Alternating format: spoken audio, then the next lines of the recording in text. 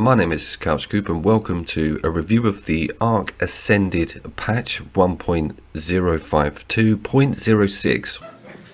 See? On the 18th, something very small dropped in. This is a single player look at the center map, also been added along with Aberration, which I reviewed split screen, please see link. The center is quite a cool map. It is a bit like the island with a lot of its assets, but it's quite volcanic and you've got loads of high-end dinos at your doorstep. There's a few easy areas, but once you get into the middle, which the name of the map suggests, things go very crazy. It's a pretty cool map. It's in my top 3. It's not Ragnarok and it's not Extinction. The huge momentous announcement and the reason for this video is that they have put Vsync in for PlayStation 5 consoles. Now there's 3 notches completely off, a variable mode or adaptive as it's called, or just full-on Vsync on. Vsync stands for vertical synchronization, and it's sort of there to help with the screen having splits and tears. It smooths out a lot of the performance with those horizontal line disruptions. And get this, it has actually worked. Having it snapped on full stop is very cool. This game is looking pretty sharp now on single player. The local co-op is a different kettle of fish. Before all of these patches, Ark Ascended was in a really bad situation on 9th generation consoles, particularly over on the Sony side. I can't speak for the higher end Xboxes, but it was an Unreal 5 engine game and it's damn new. It's barely a year old and it just fell out the gate kind of in pieces on a performance front. Things are starting to come together. We are seeing a bit of a No Man's Sky cyberpunk situation here with vast amounts of improvements getting put in incrementally through these patches. I think the lighting deserves a quick look. It is pretty janky and the HDR does skew the whites a little bit, and we've seen some strange visual vibration on the character during pan. The Ark series has never really been deemed a visually perfect game. The Survival Evolved obviously also suffered huge problems right up until the end of its tenure. Also mentioning Cyberpunk there earlier, you might remember the launch of that game, pristine, perfect product over on NASA style PCs, and it's the same with this. If you've got the rig and the power, you won't see any of these problems, but a 9th generation console should be able to handle this game by now. They need to get on top of the optimization. Give us $800, we'll remove your disk drive and definitely fix the problem for you. No thanks. Maybe next year.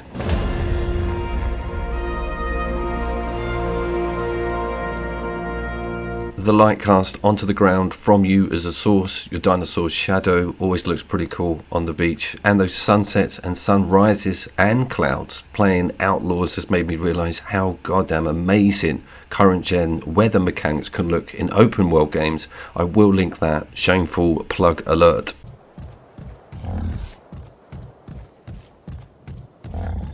So as you can see, really, so far so good. No problems on the beach, no problems in the forest areas. If there was a lot of untamed dinos wandering around and you started swinging that camera, you would see some of that screen tear occur, or even just looking out into a busy area of map and using that left and right stick, you'd just be disrupted. This is kind of 85% there. I do spot it very few occasions, and we're going to look at the flyers also, because that's where things got really out of hand. Getting a dino airborne and seeing that engine go past quicker forces a lot more errors.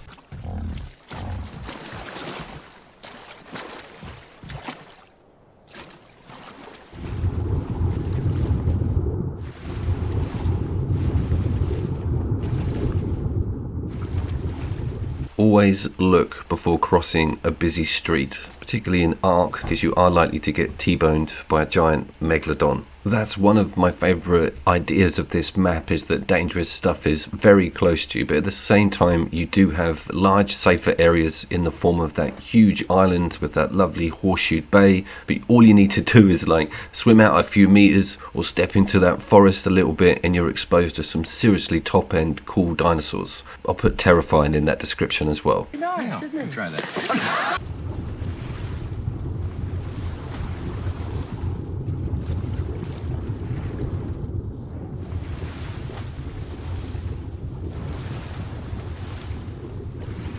That is a mosasaur, I think it's pronounced. I've never actually seen one on previous maps or in the previous game. They're normally a little bit deeper water or a variant that doesn't pop up too much.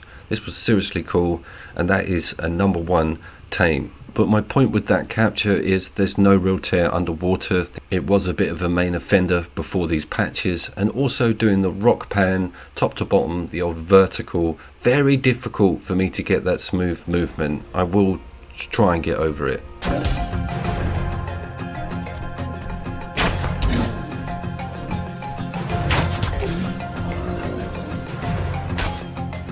Well, what I mean by that is that we are not out of the woods yet. Best shot in Ark there. Getting that photo mode to behave properly or getting the camera to dolly smoothly is still not happening, but that's not what people play Ark for. I totally understand that. It's just that the assets of this game are so loved over. Like the dinos look so incredible when you get up close to them, and having them as your own sort of tamed Pokemon / Power World, I think there's a lawsuit pending, it's kind of priceless for me.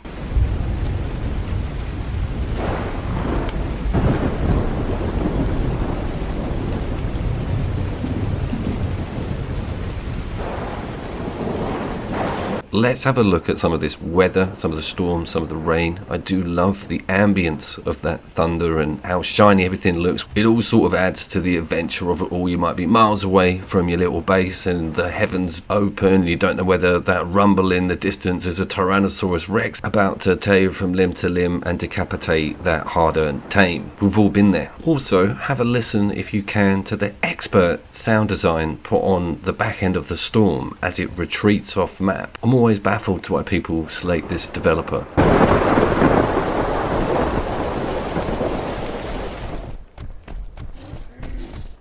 When you're on that mount, and this one's been going on for ages, your torch doesn't work. But if you jump off the mount, you'll get the torch out, then you can get back on the mount and you are then presented with a torch. It's a very strange thing. It's been obvious to me for months. It is quite annoying because if you're flying or if you're in a forest and you do need some illumination and you're mounted, you've got to get off the damn thing, which is suicide if you know how this game works and it's forests.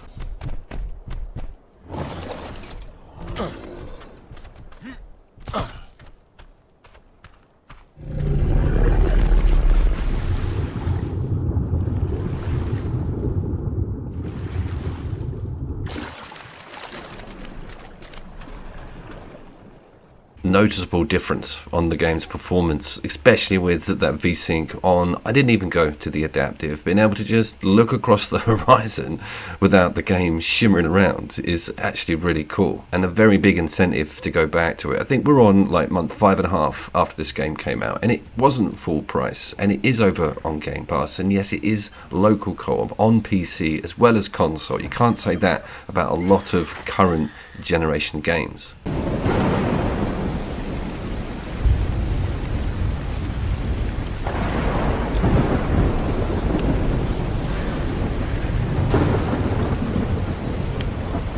This clip is a reference to that ad hoc rain adventure stuff. I've got hold of a iguanodon and it's level 100 and it's getting involved in a pego fight. I'm nervous as hell. My base is miles away. You guys all know the drill. The thunder and lightning totally adds to that atmosphere. This is also me having a Captain Quint moment, not checking the road. And of course, here comes a lorry in the form of a megalodon, and we only just make it over. This was just part of a larger disaster that is my single player campaign on Ark.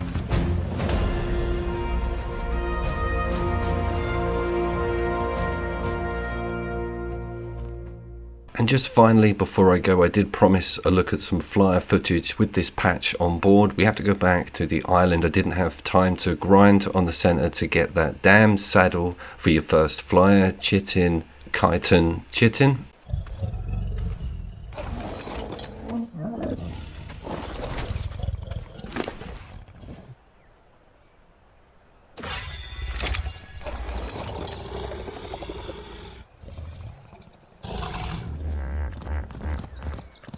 Immediately massive improvements. This little base section was a bit of a nightmare because of all of the tames standing around. God only knows what it performs like if you've got a 16-story metal castle. but I noticed the Vsync kicking in straight away when turning that camera around. That also goes for mounting and flying around in the airborne creatures slash dinos. It's awesome now, not painful, not frightening, doesn't feel like the game's gonna snap on you. Also not a single hard crash. I know it's not a big offender, but I was jumping between loads of different maps and saving and doing all of this restart stuff. Sometimes it can get in a bit of a state, but this is gorgeous.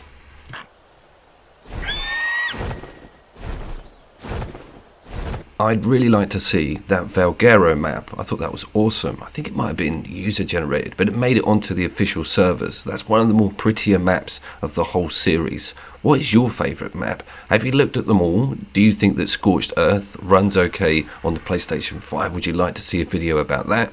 And I've kind of found my new Cyberpunk here. I think loads of improvement still needed, but loads of improvement has been made. I think that's important. This one, patch 1.052, is one of the bigger and better additions to this game. I have been Couch Coop, and I will leave you with a Crimson Sunset. And see you down there. Nearly forgot that.